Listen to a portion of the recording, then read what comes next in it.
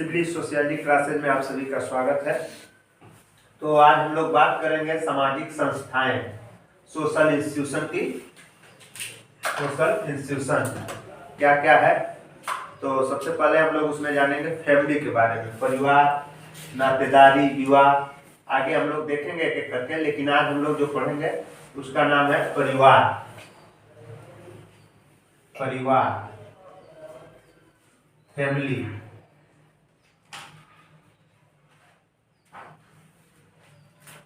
Family, तो family किसे कहते हैं? आप लोग बताएंगे कि परिवार, फैमिली किसे कहते हैं।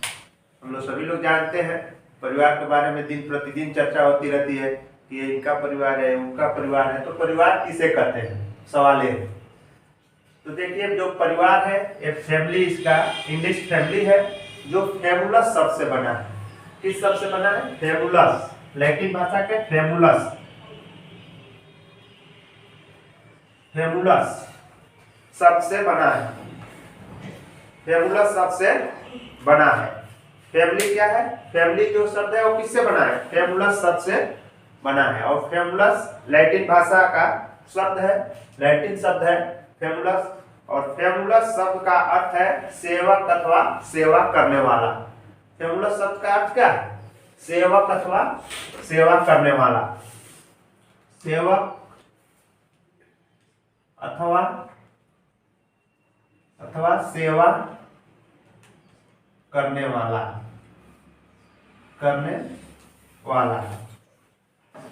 सेवक अथवा सेवा करने वाला। तो हम कह सकते हैं कि एक जो परिवार है, इस प्रकार परिवार ऐसे व्यक्तियों का सबसे छोटा समूह है जो रक्त संबंधों और सेवा की भावना द्वारा एक दूसरे से संबंधित होता है। परिवार क्या है? सेवा की भावना द्वारा एक दूसरे से संबंधित व्यक्तियों का एक समूह है। फैबुलस शब्द जो है फैमिली का, फैबुलस शब्द से फैमिली बना है, लैटिन भाषा का शब्द है जिसका अर्थ होता है सेवक अथवा सेवा करने वाला। तो हम कह सकते हैं कि सेवा भावना द्वारा एक दूसरे से संबंधित व्यक्तियों का समूह ही परिवार कहलाता है। या ऐसे कहेंगे तो एक कह सकते हैं कि एक ऐसा समूह जिसमें माता पिता और बच्चे शामिल हों, उसे परिवार कहा जाता है। किसी किसी किताब में माता पिता बच्चों के साथ साथ नौकर भी दिया है कि एक ऐसा समूह जिसमें माता पिता बच्चे और नौकर पाए जाते हों, परिवार कहलाता है। तो ये आप परिवार के बारे में जान गए कि परिवार क्या है। तो परिवार क्या है? सेवा की भावना द्वारा एक दूसरे से संबंधित व्यक्तियों का एक समूह है जिसमें माता पिता बच्चे शामिल होते हैं। अब हम लोग बात करेंगे मैकआइवर एवं पेज।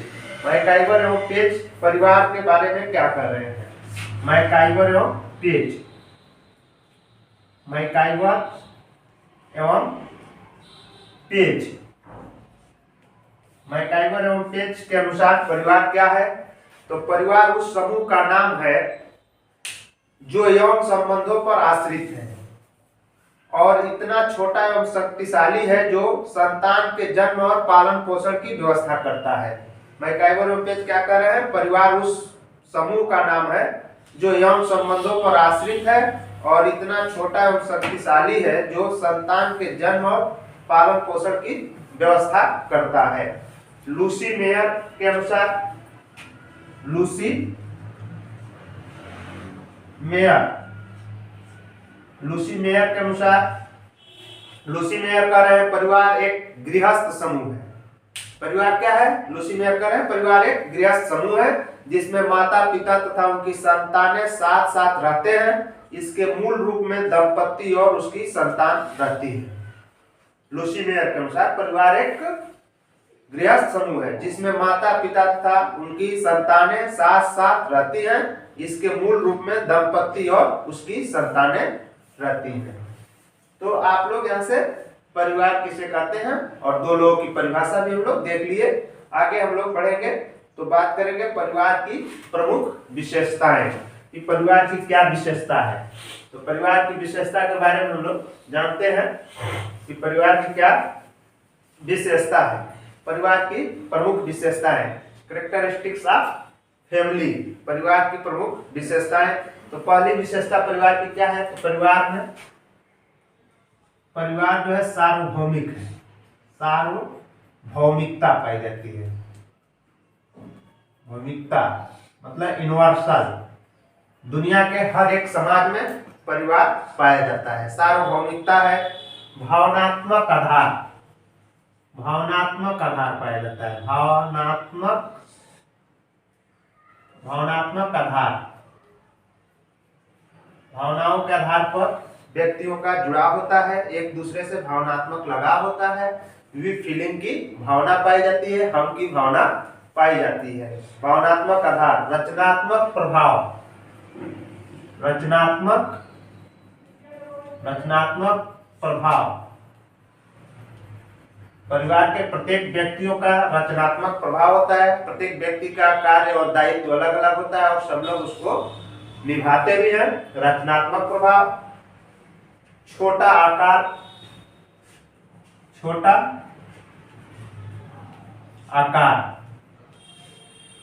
छोटा आकार, सदस्यों के असीमित दायित्व, सदस्यों के असीमित दायित्व है, असीमित दायित्व है। जो सदस्य होते हैं उनके दायित्व क्या है? असीमित है। उनके कई सारे स्टेटस पाए जाते हैं परिवार में और उनके अलग अलग दायित्व भी होते हैं। जैसे बच्चों का पालन पोषण, पिता का दायित्व है बच्चों का लालन पालन पोषण और परिवार की देख रेख करना। इस तरह प्रत्येक लोगों का अलग अलग दायित्व है और असीमित दायित्व है। परंपराओं की प्रधानता, परिवार में क्या पाई जाएगी? तो परंपराओं की प्रधानता, परंपराओं की प्रधानता, परंपराओं की प्रधानता भी परिवार में पाई जाती है। देखने को आपको मिलेगी कि परंपराओं की प्रधानता प्रत्येक परिवार में। तो आप अब यहाँ से हम लोग देखें कि क्या देखें? परिवार की विशेषताएं, क्या क्या प्रमुख विशेषताएं हैं? तो सार्वभौमिकता है, भावनात्मक आधार है, रचनात्मक प्रभाव है, छोटा आकार है, सदस्यों के असीमित दायित्व है, परंपराओं की प्रधानता है। ये सब चीज देख लिए।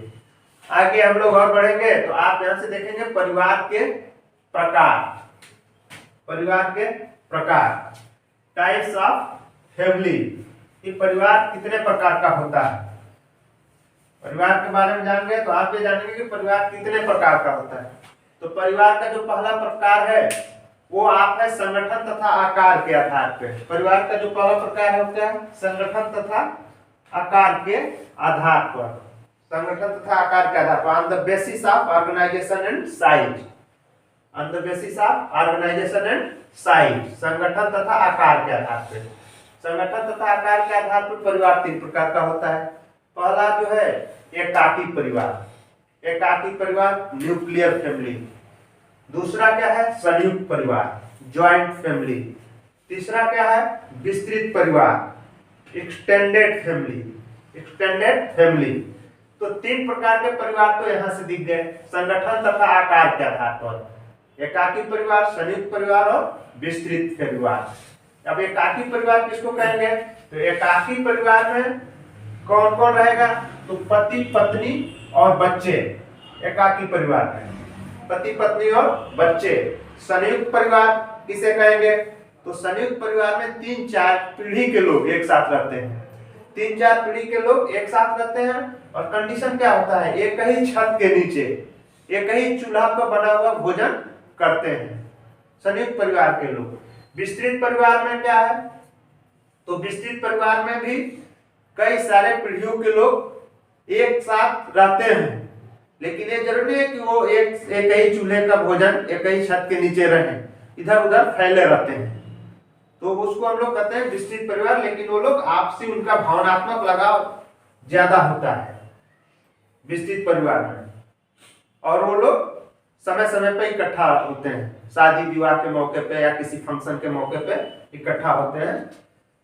तो तो इस तरह से संगठन तथा आकार के आधार पर आप लोगों ने परिवार देखा। दूसरा जो परिवार है वो है सत्ता, निवास तथा वंश नाम के आधार पे। सत्ता, निवास तथा वंश नाम के आधार पे, on the basis of authority, residence and lineage. ये है सत्ता, निवास तथा वंश नाम के आधार पर। तो सत्ता, निवास तथा वंश नाम के आधार पे जो परिवार है वो क्या है? पहला मातृसत्तात्मक परिवार। दूसरा क्या है? पितृसत्तात्मक परिवार है। मैट्रियार्चल फैमिली और पैट्रियार्चल फैमिली, मातृसत्तात्मक और पितृसत्तात्मक। तो मातृसत्तात्मक परिवार जो होता है, सत्तात्मक परिवार, मातृसत्तात्मक परिवार में क्या होगा? मातृसत्तात्मक परिवार में माता मुखिया होगी। माताओं की तरफ से परिवार के नाम को माता के नाम से जाना जाएगा, यानी लेडीज के नाम से, गर्ल्स के नाम से परिवार को जाना जाएगा। जेंडर के हिसाब से अगर देखें तो फीमेल के नाम से जाना जाएगा उस परिवार को। उस परिवार को कहते हैं मातृसत्तात्मक परिवार। तो ये भी परिवार आज हम लोग यहाँ पाई जाती है, जनजातियों में पाई जाती है, जिसमें नायर, गारो और खासी, नायर, गारो, खासी जनजाति में मातृसत्तात्मक परिवार आज भी देखने को मिलता है, जहां पे फीमेल का वर्चस्व होता है और फीमेल ही परिवार की मुखिया होती है। अगला जो परिवार है पितृसत्तात्मक परिवार। तो हम लोग जानते ही हैं कि अपना देश क्या है, अपने देश में किस तरह का परिवार पाया जाता है? पितृसत्तात्मक, पुरुष प्रधान। तो पितृसत्तात्मक परिवार हम लोग देख ही रहे हैं, और मातृसत्तात्मक परिवार नायर, गारो, खासी जनजाति में देखने को मिलता है। विवाह के आधार पर भी परिवार 3 प्रकार के हैं। एक विवाहित परिवार, बहुपत्नी विवाहित परिवार और बहुपति विवाहित परिवार। विवाह के आधार पर, तो विवाह के आधार पर जो परिवार है एक विवाहित परिवार। तो एक विवाहित परिवार से क्या तात्पर्य है? एक विवाहित परिवार किसे कहेंगे? तो एक विवाहित परिवार में किसी पुरुष का एक स्त्री के साथ शादी, एक विवाहित, एक पुरुष और एक स्त्री, एक विवाहित परिवार। तो ये परिवार कब से देखने को आपको मिल रहा है? तो 1947 में जब देश स्वतंत्र हुआ तो हिंदू विवाह अधिनियम 1955 में हिंदू विवाह, हिंदू के लिए एक विवाहित परिवार की मान्यता है। एक विवाहित परिवार, एक से ज्यादा विवाह नहीं कर सकते हैं, लेकिन वहीं पे मुस्लिमों को छूट है, क्योंकि भारत विभिन्न संस्कृतियों का यहाँ पे समावेश है, इसलिए उनको छूट दिया गया यहाँ पे। लेकिन पहले अगर देखा जाए 1947 से पहले, तो आप देख रहे हैं कि वहाँ पे ये तीनों परिवार पाए जा रहे हैं, एक विवाहित परिवार भी, बहुपत्नी विवाहित परिवार भी और बहुपति विवाहित परिवार भी। इसलिए किसी पर आरोप प्रत्यारोप नहीं लगाया जा सकता। स्वतंत्रता से पहले सारे लोगों में फैमिली पाई जा रही थी, और ये सब भी फैमिली पाई जा रही थी शुरू से। आप देखेंगे जो फैमिली का प्रकार है ये पाई जा रही है हमारे यहाँ, हमारे समाज में, भारतीय समाज में शुरू से। एकाकी भी पाई जा रही है, संयुक्त भी पाई जा रही है, विस्तृत भी पाई जा रही है, मातृसत्तात्मक भी पाई जा रही है, पितृसत्तात्मक भी पाई जा रही है। उसके बाद एक विवाहित परिवार भी पहले भी पाया जाता था। 1947 के बाद इस पे कानून भी बन गया। तो बहुपत्नी विवाहित परिवार, बहुपत्नी विवाहित में क्या होगा? पत्नियां कई होंगी, कई पत्नी होंगी, पति एक होगा, पत्नी कई होगी। और बहुपति विवाहित परिवार, ये भी परिवार आपको आज भी देखने को मिल रहा है। बहुपति विवाहित परिवार में क्या होगा? ये आपको नहीं देखने को मिल रहा है। तो बहुपति में क्या होगा? एक लेडीज होगी और पति कई होंगे, एक लेडीज और कई पति। तो आपको ये आपको अगर देखा जाए तो आप वहां पे देख सकते हैं द्रौपदी जी को अर्जुन, भीम और सारे लोग की जो 5 भाई थे उनकी पत्नी एक ही थी। तो इस तरह के ये भी जो अभी भी ये इस जनजातियों में टोडा, खास, कुसुम, नायर में पाया जाता है परिवार। टोडा, खास, नायर और कुसुम कुसुम जनजाति में फैमिली पाई जाती है, बहुपति विवाहित परिवार वाली, जिसमें पत्नी एक होती है और पति कई होते हैं। ये लोग अर्जुन को अपना वंशज मानते हैं, अर्जुन को, इसलिए आज भी ये परिवार देखने को मिल रहा है।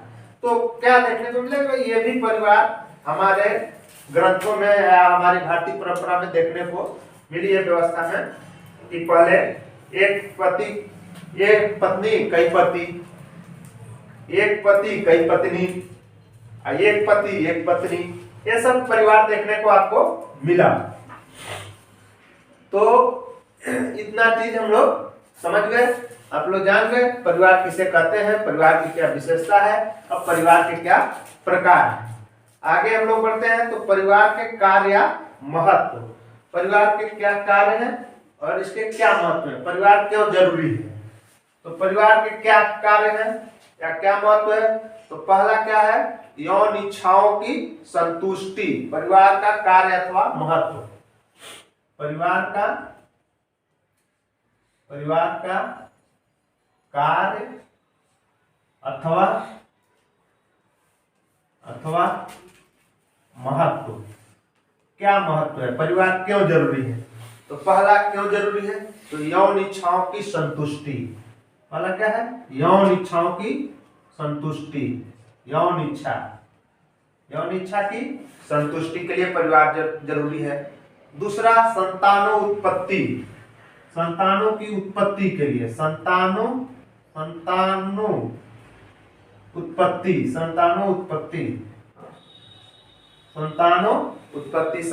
की उत्पत्ति के लिए परिवार का होना जरूरी है। तीसरा क्या है, सामाजिक सुरक्षा के लिए भी जरूरी है, सामाजिक सुरक्षा। अगला क्या है, समाजीकरण, परिवार से क्या होगा, समाजीकरण होगा व्यक्तियों का, समाजीकरण। और उसके आगे संस्कृतिकरण, संस्कृतिकरण होगा परिवार के द्वारा ही, एक संस्कृतियों का हस्तांतरण होगा एक पीढ़ी से दूसरे पीढ़ी में, संस्कृतिकरण।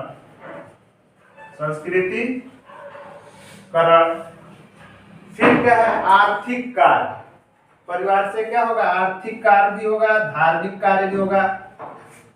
आर्थिक कार्य, परिवार के द्वारा आर्थिक कार्य किए जाएंगे, धार्मिक कार्य किए जाएंगे, राजनीतिक कार्य किए जाएंगे, शैक्षणिक कार्य किए जाएंगे। तो ये आपने क्या देखा, परिवार का कार्य महत्व क्या है। तो पहला है यौन इच्छाओं की पूर्ति, संतानों उत्पत्ति, सामाजिकरण, संस्कृतिकरण, सामाजिक सुरक्षा, धार्मिक कार्य, राजनीतिक कार्य, शैक्षणिक कार्य, ये सब क्या है, परिवार के कार्य महत्व है।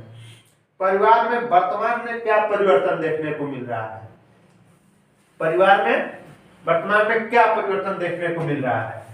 तो जो पहला परिवर्तन है परिवार में, अब एक आकार में परिवर्तन। अभी तो एक प्रकार की ऐसी भी फैमिली आ गई है जिसको हम लोग पोस्ट मॉडर्न फैमिली कह सकते हैं। तो आप उस फैमिली को देखेंगे तो देखिए, मान लीजिए कोई परिवार है, पिता, माता और बच्चे,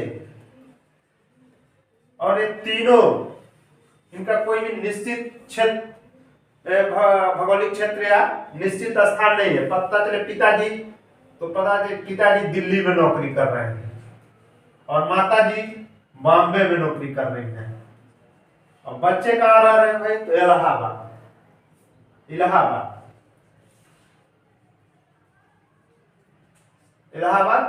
जिसका नाम इस समय प्रयागराज हो गया है, प्रयागराज। तो इस तरह की फैमिली देखने को भारत में मिल रही है। अब इस तरह की फैमिली देख रहे हैं तो क्या हो गया, आकार में परिवर्तन हो गया है। आकार में हमारे यहाँ किस फैमिली को ज्यादा इंपॉर्टेंस दिया जाता था, संयुक्त परिवार को, जहाँ पे सभी लोग एक छत के नीचे एक चूल्हे का बना हुआ भोजन खाते थे, आपसी प्रेम भाव ज्यादा था, वी फीलिंग की भावनाएं ज्यादा थी। लेकिन आजकल क्या है, आजकल देखना है पिताजी कहीं और, माताजी कहीं और, बच्चे कहीं और। तो जो वी फीलिंग की भावना, जो भावनात्मक लगाव होना चाहिए, वो लगाव नहीं बन पा रहा है।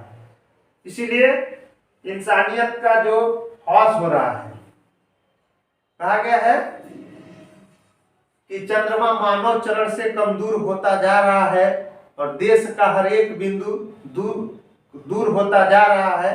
क्या बता पाएगा आज का यह विज्ञान युग आदमी से आदमी क्यों दूर होता जा रहा है? आदमी से आदमी क्यों दूर होता जा रहा है? तो इसीलिए दूर होता जा रहा है। वह सब लोग डिपेंडेंट बनने के लिए, जॉब के लिए, इतनी बेरोजगारी है, दौड़ भाग मचा हुआ है। तो पिताजी कहीं और है, मम्मी जी कहीं और है, बच्चे कहीं और है। जो भी फीलिंग बनना चाहिए, जो पारिवारिक संबंध बनना चाहिए, जो संबंधों के आधार पर लगाव होना चाहिए, वो नहीं पाया जा रहा है। इसलिए परिवार क्या हो रहा है? टूट रहा है। तो पहला जो परिवार में वर्तमान परिवर्तन में क्या देखने को मिला कि आकार में परिवर्तन हो गया। दूसरा क्या है? विचार में परिवर्तन। आकार में परिवर्तन और विचार में परिवर्तन। प्रत्येक व्यक्ति न्यूक्लियर रहना चाह रहा है, प्रत्येक व्यक्ति एक कमरे में रहना चाह रहा है। तो आकार और विचार में परिवर्तन हो गया। संस्कृतियों में ह्रास हो रहा है, संस्कृति में परिवर्तन हो रहा है। संस्कृतियों में भी क्या हो रहा है? परिवर्तन हो रहा है। पश्चिमी सभ्यता, पश्चिमी संस्कृति फैल रही है। संस्कृति में परिवर्तन हो रहा है। आर्थिक कार्यों में परिवर्तन हो रहा है। सामाजिक कार्यों में परिवर्तन हो गया। बुजुर्गों के अधिकारों में क्या आ गई? कमी आ गई। बुजुर्गों के अधिकारों में कमी आ गई। बच्चे डांट दे रहे हैं, चुप रहिए, आप मत बोलिए, बूढ़े हो चुके हैं, आपके समय में ये था, इस समय समय बदल गया है, आधुनिक हो गया है। तो आधुनिक होने का मतलब क्या है? नएपन से, नयापन, विचारों में नयापन हो, या आपके खान पान या पहनावा या रहने में नयापन जो आ गया है। तो लोग तुरंत डांट दे रहे हैं अपने बड़े बुजुर्गों को कि भाई आपने वो नहीं देखा, आपके समय में बैलगाड़ी थी, मेरे समय में हवाई जहाज है, मेरे समय में स्मार्टफोन है, मैं यूट्यूब चलाता हूँ, मैं फेसबुक चलाता हूँ। पिताजी भाई का शांत हो जा रहे हैं। तो ये देखने को आपको मिल रहा है। मनोरंजन संबंधी कार्यों में भी परिवर्तन हो गया है। जो हमारी कल्चर थी, जो हम लोगों के यहाँ मनोरंजन के साधन गांव में पाए जाते थे, वो सब चीज बदल गया, बदल गया। रहन सहन, वेशभूषा, खान पान, सब चीजों में बदलाव हो गया। करने का मतलब क्या है? रहन सहन, खान पान, वेशभूषा, हर सब चीजों में बदलाव देखने को मिल रहा है मॉडर्नाइजेशन के कारण, आधुनिकीकरण के कारण।